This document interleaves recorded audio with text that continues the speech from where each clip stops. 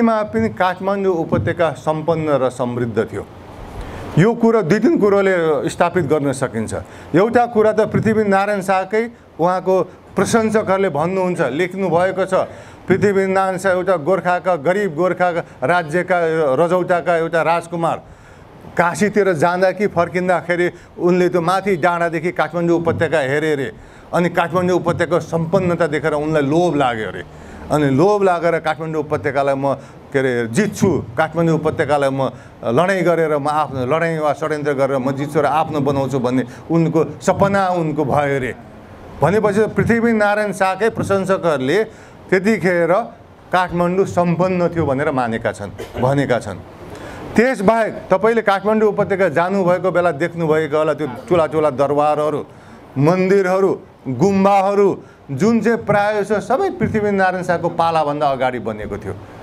त्यस्ता ठुला ठुला नौताले दरबार, नौताले मन्दिर, ठुल्ठुला स्वयम्भू र के अरे जस्ता गुम्बाहरू बन्नको लागि त देश सम्पन्न हुनुपर्छ नि त। सम्पन्न नभइकन त्यस्ता ठुल्ठुला दरबारहरू बनाउनु सकिन्न त।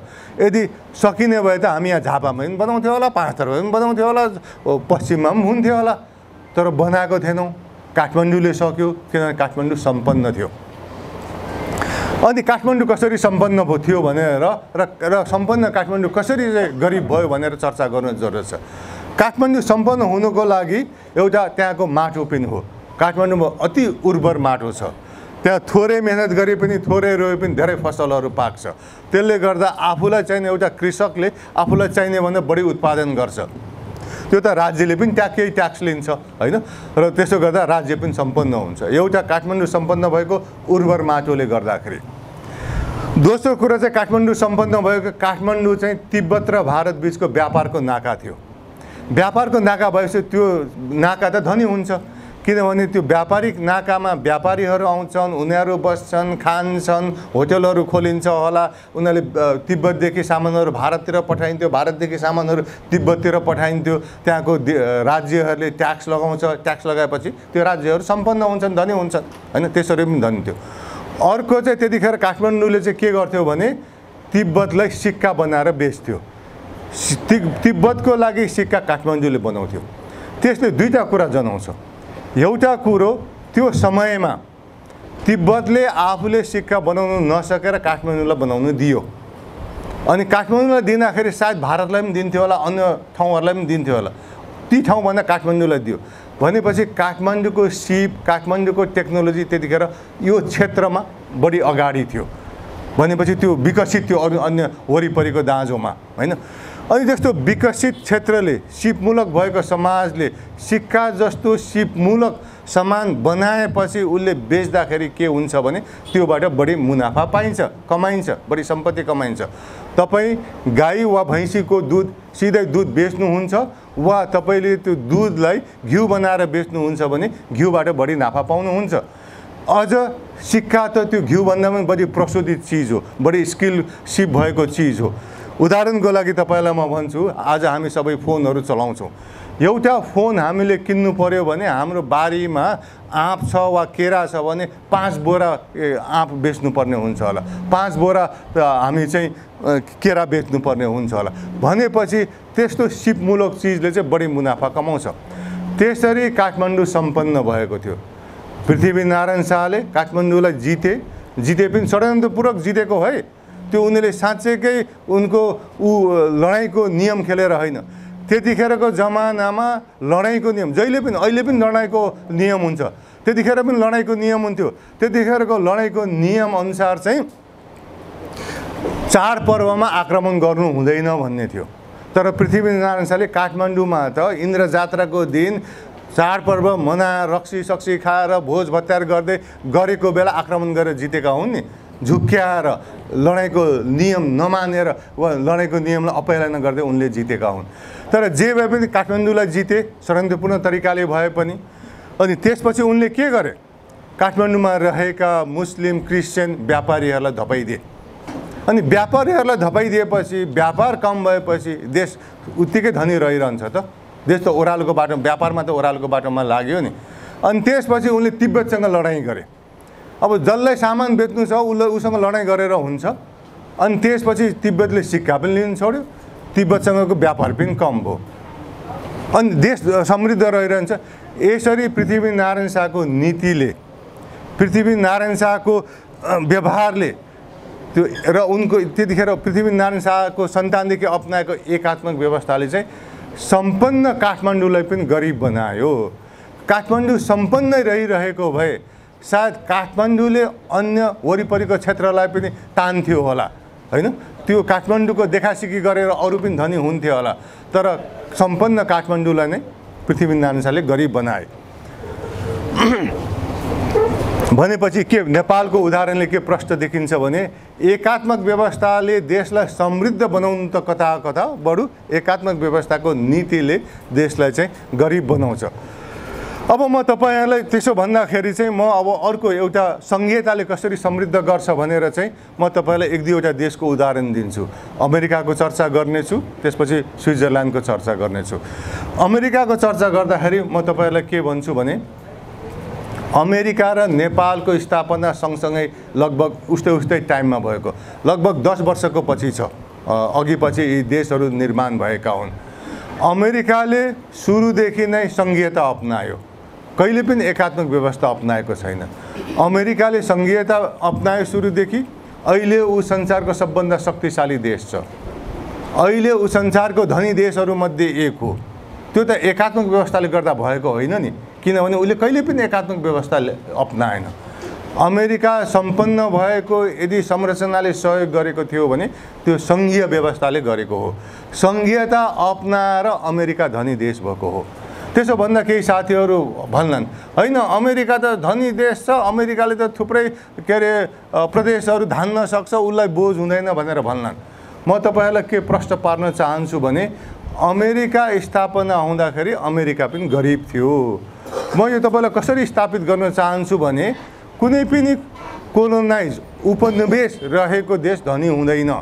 जस्तो म तपाईलाई बेलायतको, अमेरिका पनि बेलायतको उपनिवेश थियो, भारत पनि बेलायतको उपनिवेश थियो।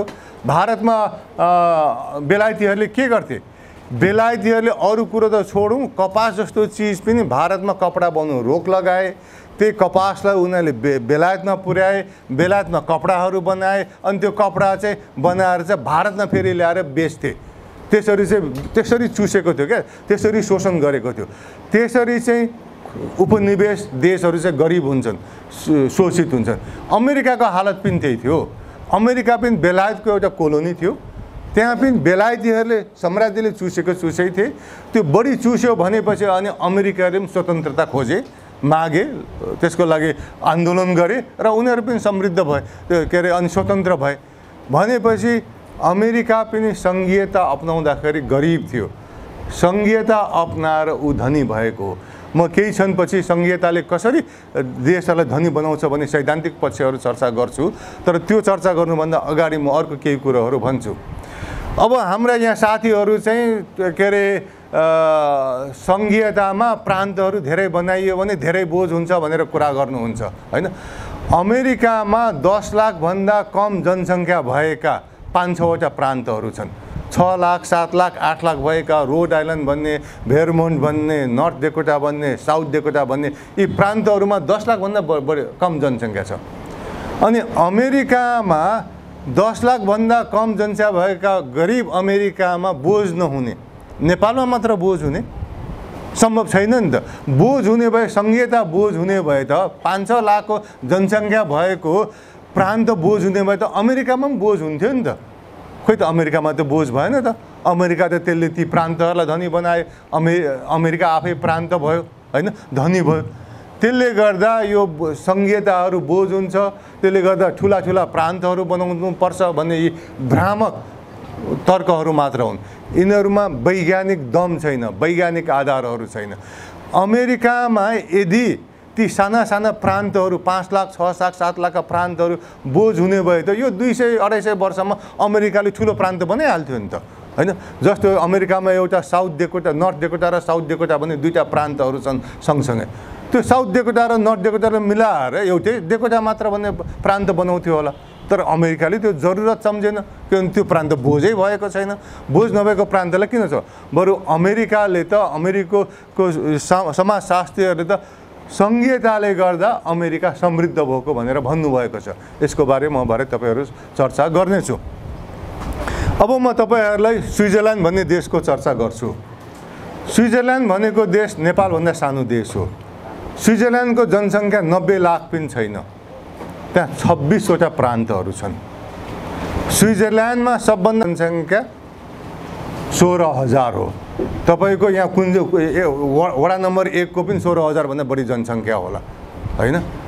अनि स्विजरल्यान्डमा 50,000 जनसङ्ख्या भएका 5-6वटा प्रान्तहरू छन्। अनि ती साना साना भएका प्रान्तहरू भएका जनसङ्ख्या भएका प्रान्तहरू स्विजरल्यान्डमा बोझ नहुने।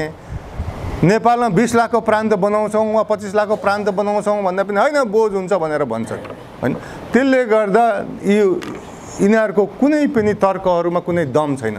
तर के भइदिएको छ, नेपालका ठुल्ठुला टिभीहरू पनि उनीहरूकै नियन्त्रणमा छन्। नेपालका बढी पढिने पत्र पत्रिकाहरू पनि उनीहरूकै नियन्त्रणमा छन्। अनि कान्तिपुरले पनि एकहोरो सङ्घीयता बोझ लेखिदिन्छ, नागरिकले पनि अर्को थपिदिन्छ, अन्नपूर्ण पोस्टले पनि त्यही भन्छ, विभिन्न टिभीहरूले पनि त्यही भनिदिन्छन्। अनि हामी सबैलाई झुक्क्याइदिन्छ, होइन? हामी पनि झुक्किन्छौँ, अरूलाई पनि झुक्क्याए। त्यसले गर्दाखेरि चाहिँ यो यस्ता कुरोहरूमा नझुक्किन म तपाईँहरूलाई अनुरोध गर्दछु।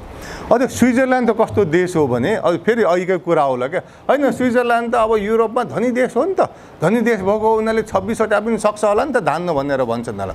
म तपाईँलाई स्विजरल्यान्ड पनि लगभग 175 वर्ष अगाडि बनेको देश हो।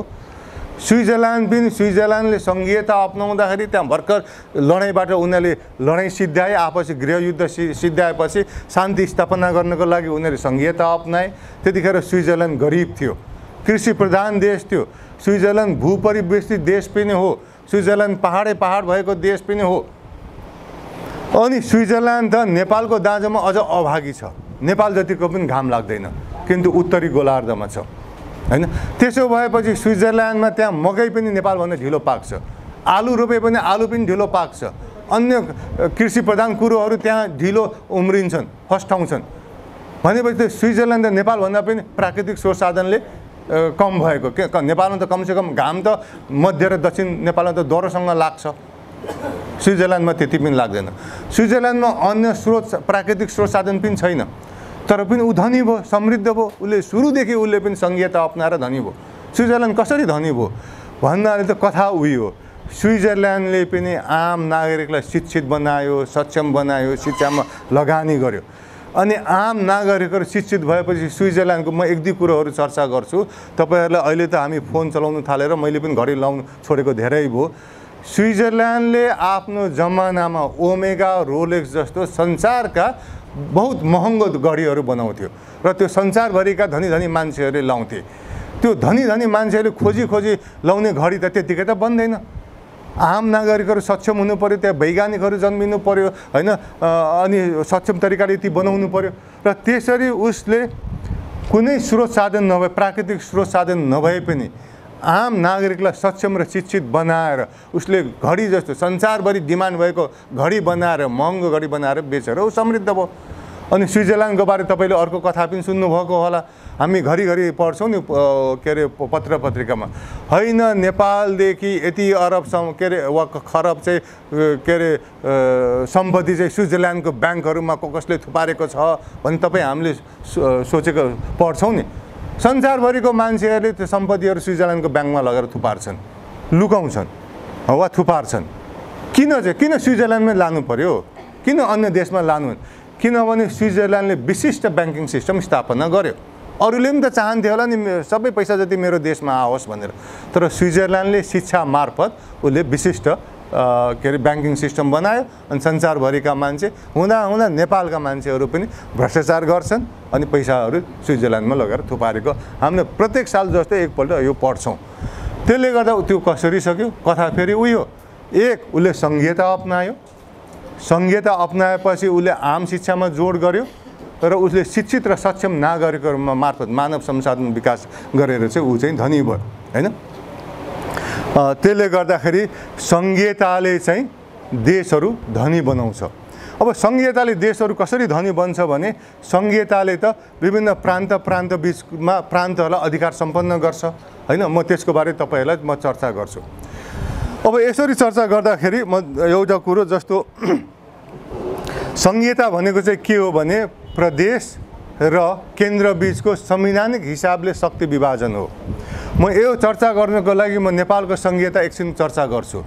नेपालको 7 प्रदेशीय सङ्घीय खाका म चाहिँ यो सङ्घीयता होइन भन्छु, यो नक्कली सङ्घीयता। यसो हेर्दाखेरि सङ्घीयता जस्तो देखिने हैन, तर अधिकारविहीन सङ्घीयता भनेको अघि पनि भने केन्द्र र प्रान्त बीचको संवैधानिक रूपले अधिकार बाँडफाँड, त्यसलाई सङ्घीयता भनिन्छ हैन। नेपालमा अझैसम्म सबै केन्द्रले नियन्त्रण गर्छ, हुँदा पुलिस पनि केन्द्रले खटाउँछ, सिडिओ पनि खटाउँछ। यी त सामान्य कुराहरू हुन् क्या, ठुला कुराहरू। अमेरिकामा म पहिलो पुग्दा छक्क परेको, अमेरिकाको प्रत्येक विश्वविद्यालयको आफ्नै पुलिस छ क्या। विश्वविद्यालयले त पुलिस राख्न सक्छ अमेरिका जस्तो सङ्घीय देशमा। नेपालमा अझैसम्म पनि प्रान्तलाई पुलिस प्रहरी प्रशासन राख्न दिएको छैन, सिडिओ पनि राख्न दिएको छैन। हुँदा प्रान्तको सचिवहरू पनि केन्द्रले नै खटाउँछ भनेपछि नेपालको प्रान्तहरूमा खासै अधिकार दिएको छैन।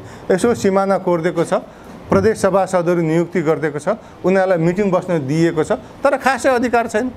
त्यो 2-4 करोड यता तलमाथि बाँड्छन्, त्यो त स्थानीय सरकारले पनि गर्न सक्छ नि त। त्यसले गर्दा नेपालको सङ्घीयता नक्कली सङ्घीयता हो। नक्कली सङ्घीयताले चाहिँ देशलाई सम्पन्न गर्न सक्दैन, किन उनीहरूसँग अधिकारै हुँदैन।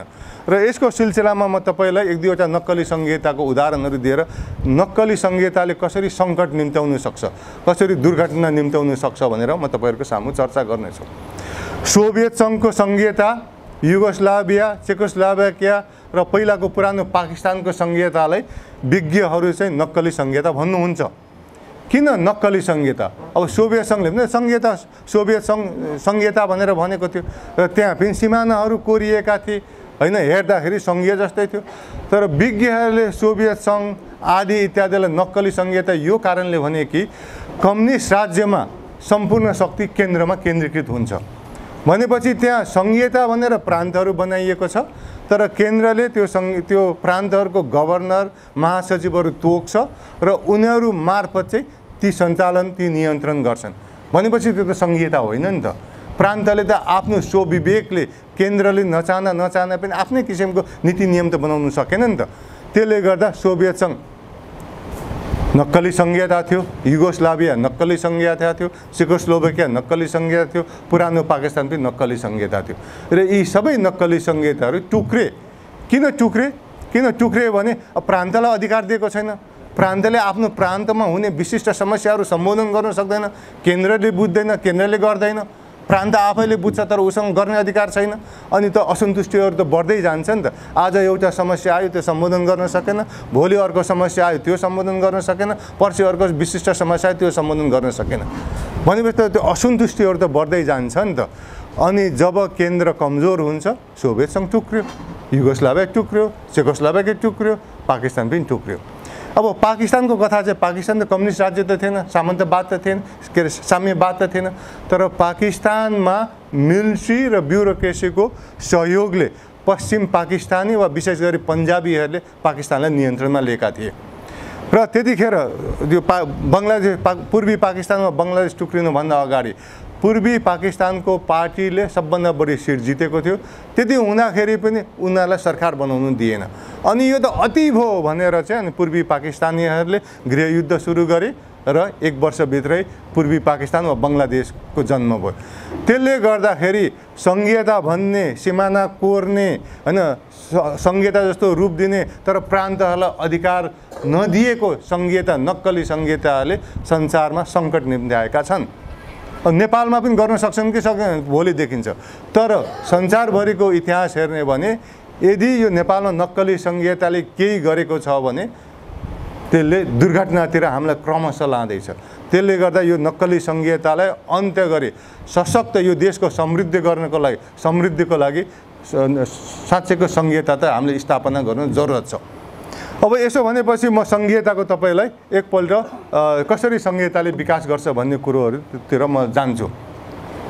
मानिलिउँ यो 7 प्रान्तहरू नेपालको 7 प्रत्यय सङ्घीय खाका साँच्चैकै सङ्घीय हो। प्रान्तहरूमा अधिकार छ, उनीहरूले आफूले चाहेको जस्तो गर्नको लागि अधिकार छ, मानिलिउँ है। अहिले छैन, तर एकछिन सम्झिनुहोस्, यदि यो साँच्चैकै प्रान्तहरू शक्तिशाली भइदिएको भए उनीहरूले आफूले चाहेको नीतिहरू ल्याउन सक्ने भए के हुन्छ? सबै प्रान्तले त मेरो आफ्नो प्रान्त विकास गरौँ भन्ने चाहन्छ नि त। 1 नम्बरले पनि त्यही चाहन्छ, 2 नम्बरले 3 नम्बरले सबैले चाहन्छ, किनभने प्रान्तमा पोलिटिकल राजनेताहरू प्रतिनिधिहरूले शासन गरिरहेका छन्। पोलिटिकल पार्टीका मान्छेहरूलाई प्रतिनिधिहरूलाई फेरि पनि चुनाव जितौँ भन्ने आश हुन्छ, चाहना हुन्छ। त्यसले गर्दा मैले मेरो प्रान्त विकास गरेँ भने जनताले फेरि मलाई भोट दिन्छन्, त्यसले मेरो नाम रहन्छ, म चुनाव जित्छु भन्ने आश हुन्छ हैन। त्यसरी चाहिँ प्रान्तले सबै प्रान्तका राजनीतिकहरूले आफ्नो प्रान्त विकास गर्न चाहन्छन् भन्ने मान्यता हामी बुझ्न सक्छौँ। अनि त्यो विकास गर्नको लागि के गर्नु पर्यो त? अब आफूले आएको बजेट पनि राम्ररी खर्च गर्नु पर्यो, त्यतिले मात्र पुग्दैन। अनि उनीहरूले त्यो पुँजीलाई आकर्षण गर्न सक्छ अरे। त्यो फ्याक्ट्रीवालाहरूलाई, व्यापारीहरूलाई, उद्यमीहरूलाई मेरो प्रान्तमा आएर फ्याक्ट्री खोलिदेऊ न हैन, गाडीको फ्याक्ट्री बनाइदेऊ वा चाउचाउको बनाइदेऊ वा साइकलको बनाइदेऊ वा अन्य कपडाको चाहिँ फ्याक्ट्री मेरो प्रान्तमा खोलिदेऊ न। किनभने प्रान्तमा आएर पुँजी त्यसरी फ्याक्ट्रीहरू खोल्यो भने, व्यापारहरू बढ्यो भने त यहाँको मान्छेले के अरे काम पाउँछन्, उसले त्यो काम गरेको मान्छेबाट राज्यले इन्कम ट्याक्स, प्रान्तले इन्कम ट्याक्स लिन्छ, त्यो उद्योग धन्दाहरूबाट इन्कम ट्याक्स लिन्छ वा अनि धनी हुन्छ नि त, त्यसरी समृद्ध हुन्छ नि त। त्यसरी चाहिँ त्यो चाहना सबै प्रान्तहरूको हुन्छ अरे। त्यो त प्रान्तको चाहना हो। पुँजीपतिहरूको चाहना के हुन्छ? पुँजीपतिहरूको चाहना चाहिँ के हुन्छ भने मसँग यति पुँजी छ, मैले यो पुँजी चाहिँ जहाँ चाहिँ बढी फाइदा हुन्छ म त्यहाँ लगानी गर्छु भन्ने। किनभने त व्यापारीलाई, उद्यमीलाई त आफूले भएको पुँजीबाट बढी से बढी फाइदा गर्नु छ नि त। ऊ त के अरे पुँजी त जता पाए त्यही खर्च त गर्दैन नि त हैन। त्यसले गर्दाखेरि ऊ चाहिँ कहाँ चाहिँ मेरो पुँजीले बढी फाइदा पाउँछ भनेर हेर्छ अरे। 1 नम्बरमा हो कि 2 नम्बरमा हो कि 3 नम्बरमा हो कि 4 नम्बर। अनि उसले त्यसरी हेर्दा के हेर्छ अरे? एउटा कुरा उसले चाहिँ त्यहाँ शिक्षित र सक्षम जनसङ्ख्या छ कि छैन त्यहाँका नागरिकको। अघि मैले भने नि के मानव संसाधन त्यहाँ विकास भएको छ कि छैन। अनि उसले हेर्छ अरे त्यहाँ बाटोघाटो भएको छ कि छैन। किन सामान त उत्पादन गर्नु पर्यो, तर त्यो त बेच्नुको लागि त बाटोघाटो चाहियो। त्यहाँ पानी र बिजुलीको व्यवस्था छ कि छैन, र त्यहाँ के अरे विधिको शासन छ कि छैन, आदि इत्यादि हेर्छ अरे। अनि जहाँ चाहिँ बाटोघाटो छ, पानी बिजुलीको व्यवस्था छ, जहाँको जनताहरू चाहिँ शिक्षित र सक्षम छन्, त्यहाँ चाहिँ पुँजीवालाले, पुँजीपतिले फ्याक्ट्री बनाउँछ, बन्द व्यवसाय सुरु गर्छ अरे बढी मात्रामा। अनि यो कुरो त बिस्तारै सबै प्रान्तहरूले बुझ्छन्। पुँजीलाई आइज भन्दा त आउँदैन रहेछ। पुँजीलाई आकर्षण गर्नको लागि त बाटोघाटो बनाउनु पर्ने रहेछ, बिजुली पानीको व्यवस्था गर्नुपर्ने रहेछ, शिक्षामा लगानी गरेर नागरिकलाई शिक्षित बनाउनु पर्ने रहेछ, तब मात्र पुँजीहरू आउँदा रहेछन् भने त 2-4 वर्षमा त बुझिन्छ नि। 2-4 वर्ष 5-10 वर्षमा त्यो बुझिसकेपछि सबै प्रान्तले पुँजीलाई आकर्षण गर्नको लागि उनीहरूले बाटोघाटो बनाउन थाल्छन्। आफूमा भएको बजेटले सकेसम्म धेरै बाटोघाटो, सकेसम्म धेरै पानी र बिजुलीको व्यवस्था, सकेसम्म राम्रो शिक्षा दिएर शिक्षित र सक्षम बनाउन चाहन्छन् रे हैन। अनि त्यसरी पुँजीलाई तान्नको प्रतिस्पर्धामा सबै प्रान्तहरूले आफूमा भएको बजेटबाट बढी से बढी बाटोघाटो, पूर्वाधारहरू, शिक्षाहरूमा लगानी गरेपछि त त्यसरी गऱ्यो भने के हुन्छ त? सबै प्रान्तहरूमा बाटोघाटो निर्माण हुन्छ, बिजुली पानीको व्यवस्था हुन्छ, शिक्षा विस्तार हुन्छ भनेपछि देश विकास भएन त। र त्यो देश विकास गर्ने के अरे वातावरण कसरी बन्यो? सङ्घीयताले बनायो। सङ्घीयताले प्रान्तहरूलाई अधिकार दिएर आफ्नो प्रान्तलाई विकास गर्छु, पुँजीलाई आकर्षित गर्छु भनेर त्यो प्रतिस्पर्धामा उनीहरूले बाटोघाटो, पानी बिजुलीको व्यवस्था गरेपछि सबै प्रान्तहरू पहिलाको दाँजोमा विकसित भए भनेपछि त देशै विकास भएन त पहिलो कुरो। त्यसरी देश विकास हुन्छ अरे। दोस्रो चाहिँ कुनै पनि देशमा, चाहे त्यो अमेरिका होस्, चाहे त्यो चीन होस्, कुनै पनि देशमा आफ्नो देशमा भएको र उपलब्ध एउटा निश्चित के अरे पुँजी हुन्छ। चाहे मानिलिउँ नेपालमा 1 खरब पुँजी छ अरे, आफ्नो देशकै पुँजी र बाहिरबाट आउने पुँजी। र त्यो पुँजी चाहिँ यदि चुस्तताका साथ बढी प्रतिफल हुने ठाउँमा लगानी भयो भने त्यो पुँजीले बढी फाइदा गर्छ।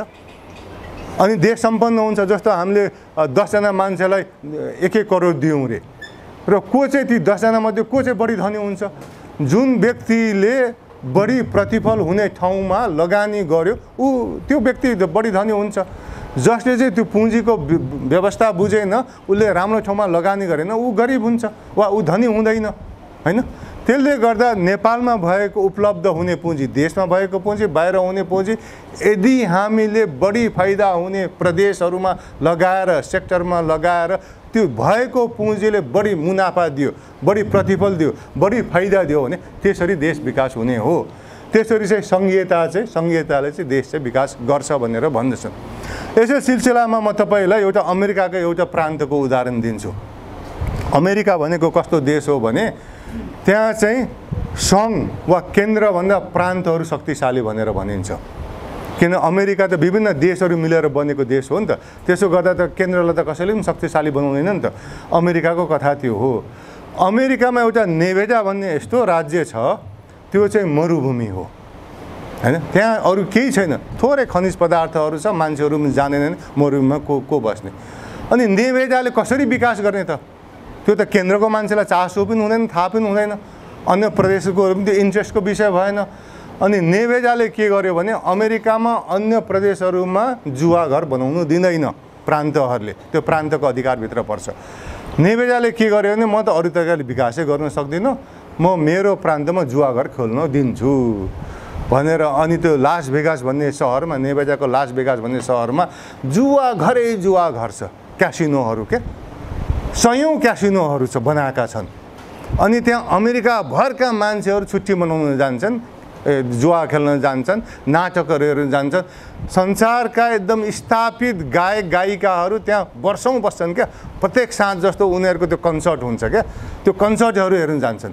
र लास भेगासलाई चाहिँ अमेरिकीहरूले नै त्यो पापको सहर भन्छ क्या। जुवा खेल्ने, मस्ती गर्ने, नाटक हेर्ने, गीत सुन्ने, त्यो मोज मस्ती गर्ने सहर क्या। त्यस्तो बनायो। अमेरिकाको मात्र होइन, संसारदेखि पनि पैसा हुनेहरू त्यहाँ जान्छन्। र यो के अरे त्यो लास भेगासमा चाहिँ कस्तो भने संसारभरिका ठुल्ठुला कन्फरेन्सहरू हुन्छ क्या। त्यो मैले यो हाम्रो जस्तो कन्फरेन्स होइन कि, त्यहाँ चाहिँ सामानहरूको क्या।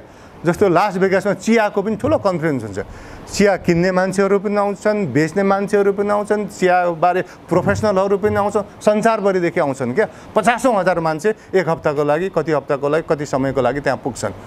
अनि त्यो कन्फरेन्स त्यस्ता ठुला कन्फरेन्सहरू किन लास भेगासमा हुन्छ भने त्यो क्यासिनोसँग ठुल्ठुला होटलहरू बनाइएको छ, हैन? ठुल्ठुला होटलहरू बनाएको छ। अनि त्यहाँ अब त्यो मान्छेहरूलाई त्यस्तो कन्फरेन्सहरू गऱ्यो भने काम पनि हुन्छ। ती मान्छे त्यस्ता अनि लास भेगासमा कन्फरेन्स गऱ्यो भने मान्छेहरू मोज मस्ती पनि गर्ने आउने भएकोले धेरै मान्छेहरू आउँछन् भन्ने बुझाइ छ। त्यसले गर्दा त्यस्ता कन्फरेन्सहरू कति हुन्छन्। लास भेगासमा यति धेरै होटलहरू छ कि, र त्यो यति धेरै होटलहरू भएकोले, प्रतिस्पर्धा भएको हुनाले तपाईँ अरू ठाउँमा जति 5 स्टार होटलको लागि तिर्नुहुन्छ नि, लास भेगासमा लगभग आधीमा तपाईँ बस्नु सुत्नु सक्नुहुन्छ क्या। त्यो धेरै होटलहरू भएर, प्रतिस्पर्धा भएर। र मैले मुख्य भन्नु खोजेको कुरो चाहिँ के हो भने अमेरिकाको नेभेडा भन्ने राज्य जो चाहिँ मरुभूमि हो, नेभेडा भन्ने राज्यले उसँग अरू कुनै उपाय थिएन। किन मरुभूमिमा के गर्ने त? खेतीपाती हुँदैन, अन्य कुरो हुँदैन। उसलाई अधिकार भएको हुनाले, उसले जुवाको सहर स्थापित गरेको हुनाले त्यहाँ चाहिँ त्यो लास भेगास अहिले संसारभरिको एकदम प्रसिद्ध, जुवा खेल्नको लागि प्रसिद्ध सहर हो, मोज मस्तीको लागि प्रसिद्ध सहर। धेरै मान्छेहरू छुट्टी मनाउन जान्छन्, हैन? त्यसरी चाहिँ उसले आम्दानी गर्यो किनभने उसलाई अधिकार थियो। त्यसले गर्दा सङ्घीयताले चाहिँ के गर्छ भने आफ्नो प्रान्तमा के अरे स्रोत साधन छ, के छैन, हामी आफ्नो प्रान्तमा के गर्न सक्छौँ, सम्बन्धित प्रान्तले बुझ्छ नि त। सङ्घलाई त थाहा नहुन सक्छ नि त, अर्को प्रान्तलाई कम थाहा हुन्छ नि त। त्यसले गर्दा सम्बन्धित प्रान्तलाई